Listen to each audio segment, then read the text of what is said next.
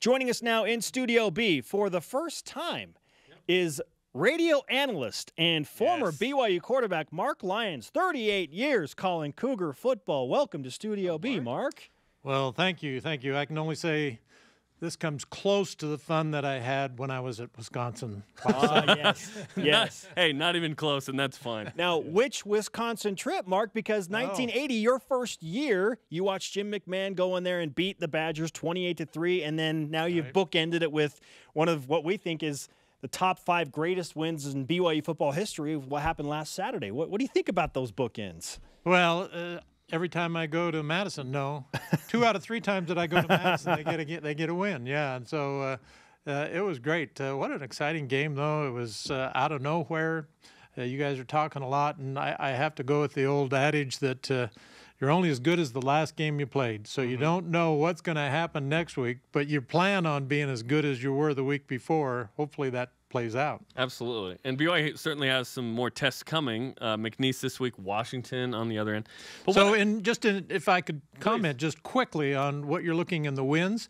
So all of a sudden, BYU's better than what we expected them to do at this point, but so is Utah State. And Boise State's always tough up there. And Hawaii. Hawaii's crazy. And so all of those things figure in. It's pretty hard to say, okay, what you're doing right now means we're going to have more victories. Well, the opponents are different than we anticipated too. So I think that brings a little more of a question mark there. Yeah, October should be interesting, all 3 at home. People think, okay, to beat a really good team on the road, you have to play like perfect. That is not the case. BYU was far from perfect. They were just better on the day. So what do you think BYU did better than Wisconsin to come out with a win? Well, the thing was they were physical. They just beat them up on the offensive line. BYU's offensive line was just terrific. And I'm so impressed that Kalani gives that backstory on how last year, following the Wisconsin game where we just got it was brutal. They were just killed us. And so he said, we've got to be bigger, stronger, and tougher. And so he told his strength and conditioning coach, you have a year to get ready for them. And that was the test. And they got the game ball. Yeah, and they did it. And so the physicality of being able to match Wisconsin's toughness, that's where I thought was the big deal. BYU out-Wisconsined Wisconsin. Yes. Pretty crazy, pretty right? Incredible. Yeah. Absolutely. Marc Lyons, radio analyst for 38 years, BYU football, with us on BYU Sports Nation. Where does the most recent win against 6th-ranked Wisconsin rank among wins that you have witnessed in 38 years of covering Cougar football? Oh, well, let's go further back than that. It was 1967 when I went up to Oregon State and we beat the number 8 ranked team. Well, they weren't number 8 ranked. I was going to say they weren't 8. They weren't ranked 8th yet, but they ended up there. But okay. All right. Yeah, so quality win. Yeah, it was a big win, and but no, I agree with holy cow. Coach Edwards is going to say the first time that they played at Texas A&M and won that game. And he said that brought him into the big time where he thought that they were relevant. And, of course, the Oklahoma game and Miami. I threw in number 1 ranked Pittsburgh, but I guess they were number 3 ranked. They were number 3. But that was the national championship year. And so since they'd come off a good season the year before, having that win against Pittsburgh put them up there in the hot seat. Timing is everything. Yes. Yeah. Yes. They already had that ranking that they were expected to play well, and then they beat Pittsburgh, and so they were on their way. And Pitt stunk, but whatever. BYU used it, right? Do you remember your stats at all from the Oregon State game? I've got it in front of me here. Well, I remember I completed 9 in a row, but one of them wasn't to our team. You did have the 1 pick. You were 10 of 14 with a pick, 105 yards. John Erdhouse? You split time with him in that game, apparently? Yeah, he was a JC All-American that transferred into BYU and didn't make it all the way through the season. But he did. But you did. Yeah, he did. We played alphabetically that year. There was another guy. Alphabetically?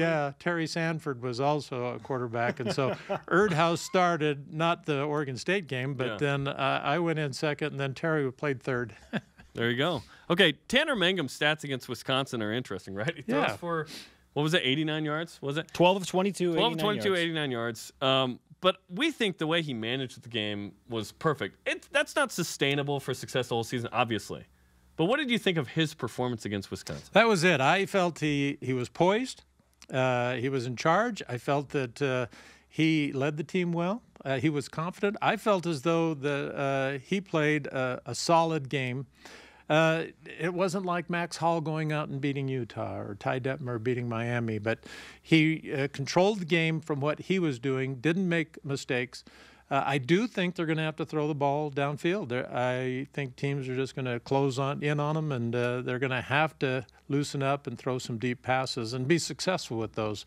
So the yardage doesn't bother me because so many of those were first down successes and third down completions to get first downs.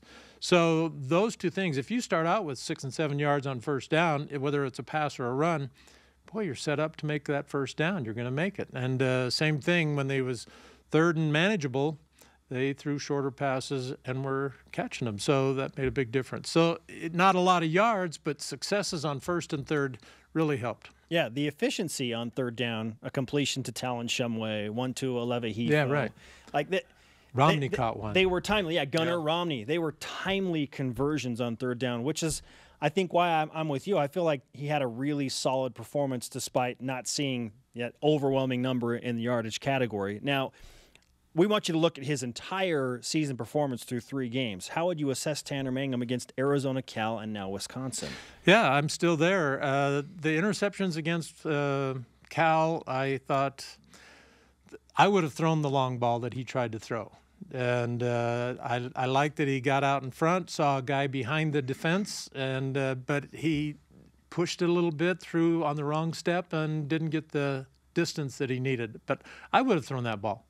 And the other pass that was intercepted, those are you go to the negative parts of what he was doing first, I guess. But that's where we are as quarterbacks. We go home and say, oh, I missed this, I did this wrong, and not recognizing the positive things that happened. But I felt as though that ball, whether he threw the wrong side or whether the receiver turned out and he was expecting him in, because it wasn't a good throw. It was in the wrong spot at the end. So I think he did manage the game. Again, he did a good job. They unfortunately weren't good enough to beat Cal. Yeah. Well, and the thing is, I look at 6 halves of football, and maybe Jarom disagrees with me, but I probably will, but go ahead. I think Tanner Mangum has played really solid football in 5 of the 6 halves this season. The only bad half was the second half against Cal. So we talk about it so often that everybody has to do their 1/11th. And quarterbacks are the same, but they get the headlines, when they're good, and they're the GOAT when they lose. And I think that he's done his 1/11th. He's doing it. Sometimes you get stuff in your throat and you can't clear it out, and sometimes you throw an interception. So, I think he's doing his 1/11th. He's doing his part in the football game, and he's letting other people do their parts. I think he's sharing it quite well. Yeah, and so far so good, 2-1.